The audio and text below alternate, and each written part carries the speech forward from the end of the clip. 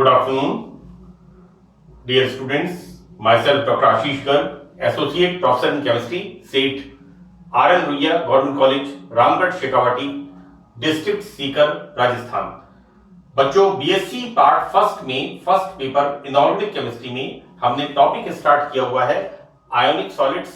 और ionic solids पढ़ने के बाद इसी यूनिट के अंदर हमने हाइड्रोजन बॉन्ड्स को पढ़ा था और part 20 and 21, 20th and 21st, इसके अंदर हम वान डेर वाल्स फोर्सेस पढ़ रहे हैं। This is the part 21st। बच्चों, मैंने पार्ट 20th में भाग 20 में वान डेर वाल्स बलों की उत्पत्ति, origin of van der Waals forces हमने स्टार्ट किया था और 3 तरह से मैंने बताया था। एक इसमें था स्थायी द्विध्रुवों के मध्य वान डेर वाल्स बल। बच्चों, जैसा मैंने आपको बताया कि वान डेर वाल्स फोर्सेस कैसे होते हैं, वीक फोर्सेस होते हैं और स्टेबल अणुओं के बीच में पाए जाते हैं। तो वान डेर वाल्स फोर्सेस की उत्पत्ति को 3 प्रकार से माना गया। एक पहला, इसमें मैंने 20th भाग में, this is the second one, van der Waals बलों की उत्पत्ति, this is the second one. पहला मैंने बताया था स्थायी द्विध्रुवों के मध्य, यानी ऐसे यौगिक जिनके अंदर स्टेबल द्विध्रुव डाइपोल्स होते हैं, उनके अंदर किस तरह से हमने वान डेर वाल्स फोर्सेस को इस अध्ययन किया। Now we start. आयन प्रेरित द्विध्रुव आकर्षण की एक मॉलिक्यूल है जो स्टेबल है, लेकिन इसके पास एक ऐसा आयन आता है जो कि डाइपोल वाला है। तो वो इसके अंदर किस तरह से द्विध्रुव को प्रेरित करता है, डाइपोल इंड्यूस्ड करता है। तो बच्चों, यहां पर आयन प्रेरित द्विध्रुव आकर्षण या द्विध्रुव प्रेरित द्विध्रुव आकर्षण, यहां पर बच्चों हम जो समझाना चाहते हैं वो ये समझाना चाहते हैं कि एक स्टेबल अणु है। सपोज करिए हम इनर्ट गैस की बात करते हैं और जब ये इनर्ट गैस किसी द्विध्रुवीय आयन के संपर्क में आती है तो उसके अंदर इस तरह से चार्ज का सेपरेशन होता है और यहां पर हम इसकी उत्पत्ति, इसकी ओरिजिन इस तरह से समझाते हैं कि यहां पर इस द्विध्रुवीय आयन ने एक स्टेबल एलिमेंट के अंदर, जैसे हम आर्गन की बात करते हैं या क्रिप्टॉन की बात करते हैं, इसके अंदर किस प्रकार से उसने डाइपोल इंड्यूस्ड किया, प्रेरित किया। तो बच्चों, हम देखते हैं यहां पर एक साइंटिस्ट है, उसका नाम है डेबाई। डेबाई ने बताया कि एक द्विध्रुव अणु में धनावेश व ऋणावेश के केंद्र स्थायी रूप से विद्यमान होते हैं, इस तरह से, राइट। एक डाइपोलर मॉलिक्यूल में या अणु में इस तरह से स्थायी डाइपोल होते हैं। इस प्रकार जब कोई उदासीन अणु इसके संपर्क में आता है तो वह अणु भी प्रेरित होकर के द्विध्रुव में परिवर्तित। बच्चों, यहां पर ये एक स्टेबल मॉलिक्यूल है। जब ये स्टेबल मॉलिक्यूल किसी द्विध्रुवीय अणु के संपर्क में आता है तो इसके अंदर भी ये द्विध्रुवीय अणु इस तरह से डाइपोल को इंड्यूस्ड करता है। तो बच्चों, ये आपस में एक होता क्या है कि जब ये द्विध्रुवीय अणु इस स्थायी अणु के संपर्क में आता है तो इसके अंदर डाइपोल इंड्यूस्ड होता है और ये दोनों, जब इसके अंदर डाइपोल प्रेरित हो जाता है तो ये और ये इस तरह से इनके बीच में आकर्षण बल हो जाते हैं। बच्चों, इसको हम दिखाते हैं, इसको हम समझाते हैं। डेबाई ने बताया ED बराबर 2 alpha mu square upon R6। बच्चों, यहां पर ED क्या है? इंड्यूस्ड एनर्जी, और इसे हम कहते हैं, या तो हम कहते हैं इसे देवई ऊर्जा या इसे कहते हैं प्रेरण ऊर्जा। अल्फा क्या है बच्चों कि इसके अंदर प्रेरित द्विध्रुव में ध्रुवता का मान, कितनी पोलैरिटी इसके अंदर उत्पन्न हुई। तो यहां पर अल्फा का मतलब यहां पर है बच्चों प्रेरित द्विध्रुव में ध्रुवता का मान। तो this is the second point. Now तीसरे पॉइंट को बच्चों हम देखते हैं कि प्रेरित द्विध्रुव आकर्षण, इंड्यूस्ड डायपोल। इसके अंदर हम किस तरह से देखते हैं कि दो स्टेबल मॉलिक्यूल्स जब आपस में टकराते हैं तो ऐसी स्थिति में इसमें इंटरेक्शन होता है। और इंटरेक्शन किस तरह से होता है, यहां पर इसके इलेक्ट्रॉन को प्रतिकर्षित करते हैं, इसका न्यूक्लियस इसके न्यूक्लियस को प्रतिकर्षित करता है, इसका न्यूक्लियस इसके इलेक्ट्रॉन को आकर्षित करता है, और इसका न्यूक्लियस इसके इलेक्ट्रॉन को आकर्षित करता है। So it's a sort of interaction, attraction as well as repulsion. आकर्षण और प्रतिकर्षण दोनों क्रियाएं साथ साथ होती हैं। बच्चों इस तरह के अणु जब आपस में टकराते हैं तो इनके अंदर धनावेश और ऋणावेश का, अर्थात न्यूक्लियस और इलेक्ट्रॉन का थोड़ा सा भी विस्थापन, डिफ्लेक्शन इनके अंदर डाइपोल इंड्यूस करता है। मान लीजिए ये इसके साथ टकराया, तो टकराने के बाद क्या हुआ, इन दोनों में से इसके अंदर इस तरह से डाइपोल इंड्यूस्ड हो गया, राइट। और जब इसके अंदर डाइपोल इंड्यूस्ड हो गया तो इसने फिर इसके अंदर इंड्यूस कर दिया। इसे हम क्या बोलेंगे, इसे हम बोलेंगे प्रेरित द्विध्रुव आकर्षण, इंड्यूस्ड डाइपोल अट्रैक्शन। बच्चों अध्रुवीय पदार्थ,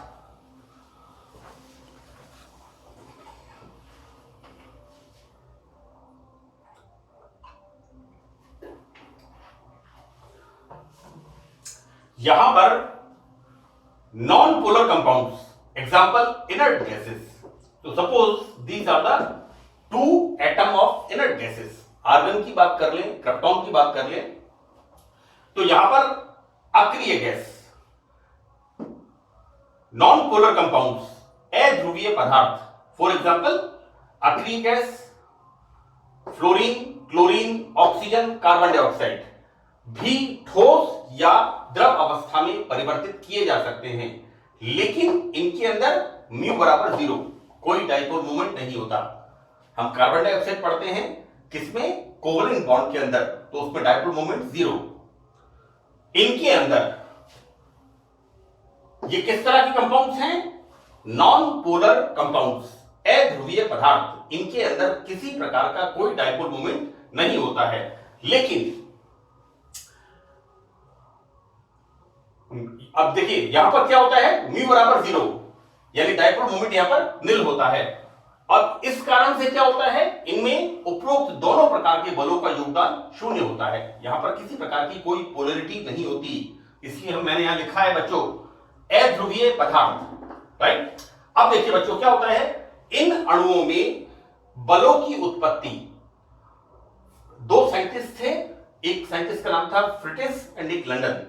तो फ्रिटिस और लंडन ने यह बताया कि इनके अनुसार अणु में न्यूक्लियस व इलेक्ट्रॉन्स के थोड़ा सा विस्थापन से द्विध्रुव आघूर्ण उत्पन्न हो सकता है, राइट। सपोज करिए इनमें दोनों में आपस में टक्कर होती है, ऐसी स्थिति में इनके अंदर धनावेशित न्यूक्लियस और इलेक्ट्रॉन्स के किसी भी एक एलिमेंट के अंदर, हम आर्गन की बात कर रहे हैं, इनर्ट गैस की बात कर रहे हैं, मैंने दिस एग्जांपल।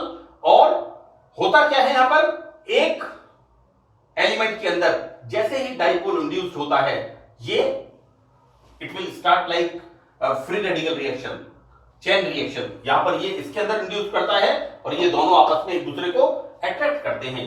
तो फ्रिटिस और लंडन ने क्या बताया कि न्यूक्लियस व इलेक्ट्रॉन का थोड़ा सा विस्थापन द्विध्रुव आघूर्ण उत्पन्न कर सकता है। इस प्रकार यह माना जाता है कि अणु व परमाणुओं में इस प्रकार के विस्थापन निरंतर होते रहते हैं।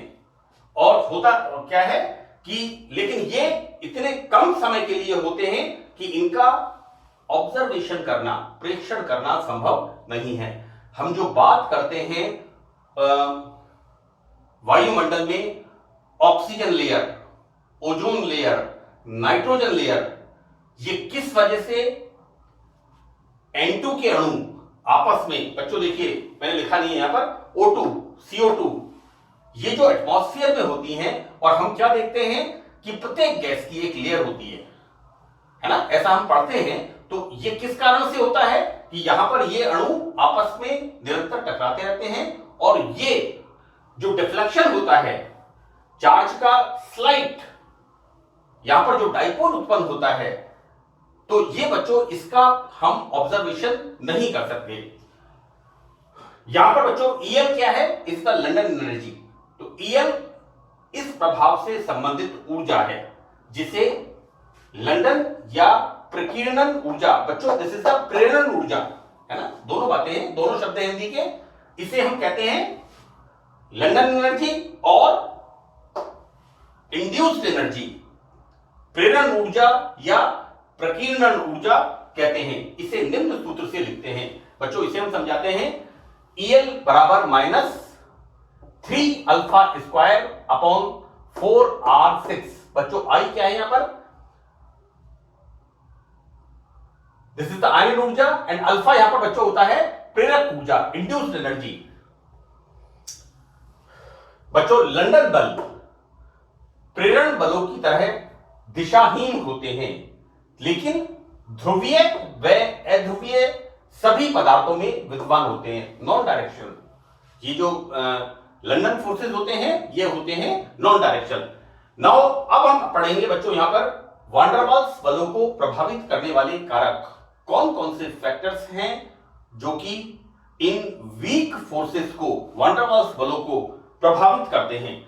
तो बच्चों पहला इसके अंदर है एटॉमिक रेडियस।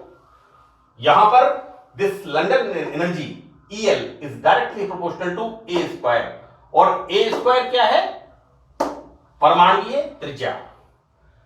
बच्चों इस प्रकार हम देखते क्या है कि परमाणुीय त्रिज्या बढ़ने पर लंदन बल में तेजी से वृद्धि होती है। बच्चों यहां पर इसका मतलब क्या है कि जैसे जैसे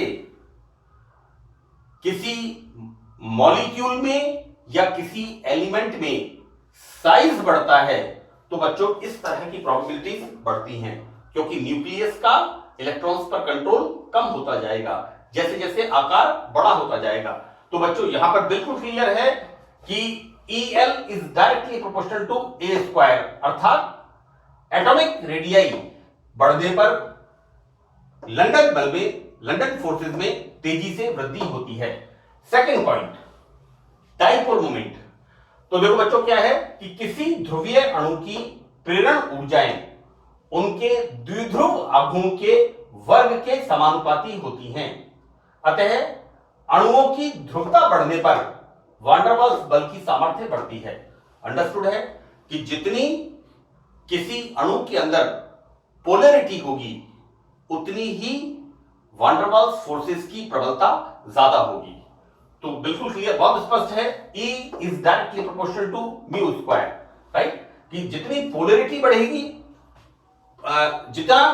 जितनी पोलैरिटी बढ़ेगी बच्चों, जितना चार्ज का सेपरेशन ज्यादा होगा, राइट, उतना ही वान डेर वाल्स फोर्सेस प्रबल होते जाएंगे। तो यहां पर हमने सेकंड पॉइंट देखा, द्विध्रुव आघूर्ण। Now third point, this is the अंतरानाभिकीय दूरी, this is the internuclear distance. इसमें हम क्या देखते हैं कि समस्त प्रकार के वान डेर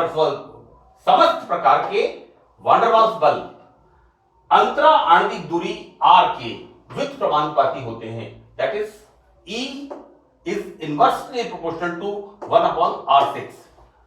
तो क्या होता है कि अतः दूरी बढ़ने से वान डेर वाल्स बल दुर्बल होते जाते हैं। ऑब्वियसली अगर किसी स्टेबल अणु का आकार बड़ा होगा, राइट, तो इनमें क्या होगा, इनमें डिस्टेंस बढ़ेगा, और अगर दूरी बढ़ेगी तो उनके अंदर वान डेर वाल्स बल ज्यादा होंगे।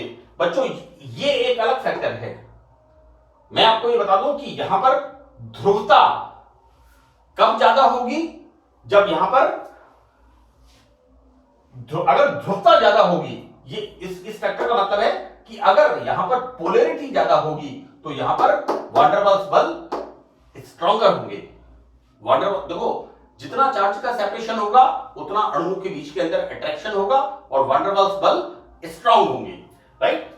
तो यहां पर बच्चों क्या हो रहा है, यहां पर हो रही है साइज की बात, कि दो अणुओं के बीच जितनी कम दूरी होगी उनके बीच उतने ही प्रबल आकर्षण बल होंगे। इस प्रकार ठोस में यह बल अधिकतम, क्योंकि ठोस के अंदर क्या होता है बच्चों, अणु बिल्कुल पास पास होते हैं। लिक्विड्स के अंदर मध्यवर्ती, यानी लिक्विड्स के अंदर ठोस के कंपैरिजन में थोड़ी दूरी ज्यादा होती है।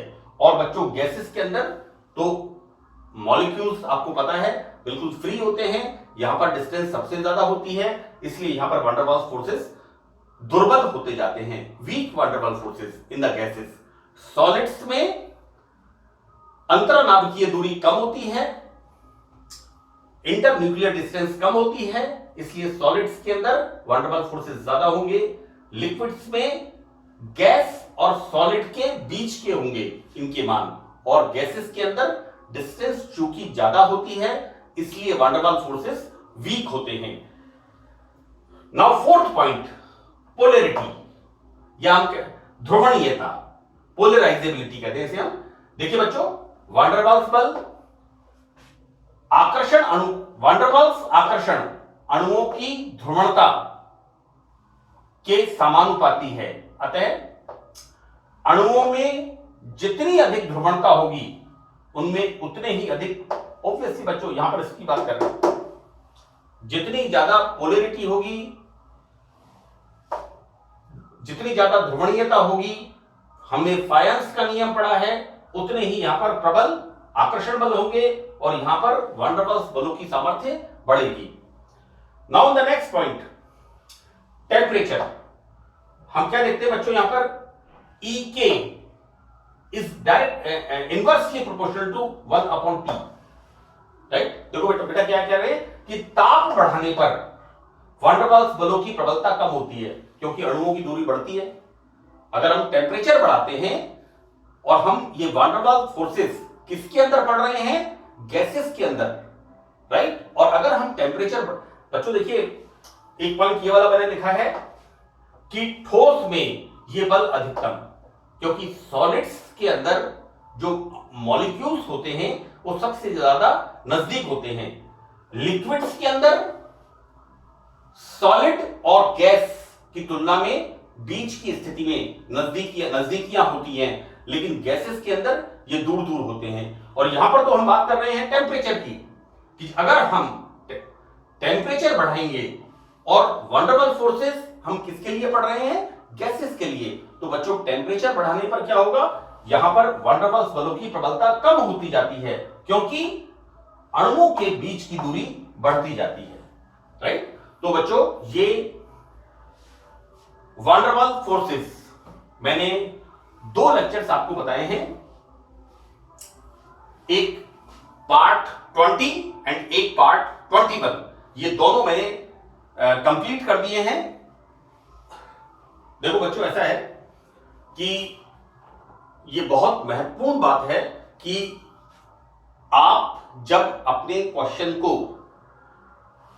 एग्जाम में अटेम्प्ट करें तो आपका जो लिखने का तरीका है और जो प्रेजेंटेशन पार्ट है जिसमें आप अपने एग्जांपल्स भी देंगे और फॉर्मूले भी लिखेंगे, मैंने बच्चों एक एक स्टेप आपकी परीक्षा को ध्यान में रखते हुए इन लेक्चर्स के अंदर मैंने सारा मैटर कंपाइल किया है। ऑलमोस्ट मैंने सारा मैटर कंपाइल किया है। मैंने अपना जो भी अनुभव हो सकता है, जो मेरे बेस्ट एफर्ट्स हो सकते हैं, पिछले 30-32 साल में मैं पढ़ा रहा हूं इनऑर्गेनिक एंड ऑर्गेनिक केमिस्ट्री, तो मैंने अपनी पूरी स्किल को यूज किया है और मुझे उम्मीद है कि आप इनको ध्यान से सुनेंगे और अपने लिख करके नोट्स तैयार करेंगे और एग्जाम में क्वेश्चन को किस तरह से अटेम्प्ट करना है और कितने टाइम में अटेम्प्ट करना है, इस बात की आप प्रैक्टिस करेंगे। एक तो अभी जो समय है कोविड-19, क्योंकि इस समय ना तो आप लोग कॉलेजेस में जा रहे हैं, ना बच्चे स्कूल्स में जा पा रहे हैं, ऐसी स्थिति में मेरा ये प्रयास है कि मैं बच्चों को उनके घर में ही ई कंटेंट्स के माध्यम से उनके पास मैं अपना जो बेस्ट केमिस्ट्री पढ़ा सकता हूं, मैं पढ़ाने की कोशिश कर रहा हूं। आशा है कि आप लाभान्वित होंगे। Thank you.